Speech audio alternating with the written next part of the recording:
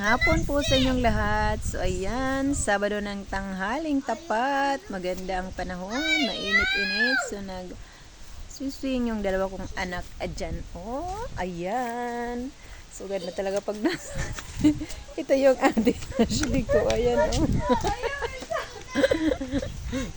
Ito si Baby Joshua at si Kuya Janjan. Ayan. Ganda talaga dito pag nasa buhay probinsya. Siyempre, naglinis-linis tayo dyan para maaliwalas ang panahon. Siyempre, yan, yung mga tanim ko, ang tataba na. Yan.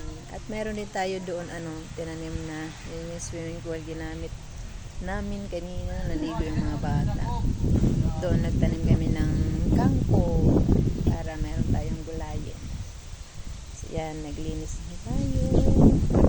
Ito yung bahay. Swing. Kakain tayo ng buko doon po. Yan lamang po. Maraming salamat.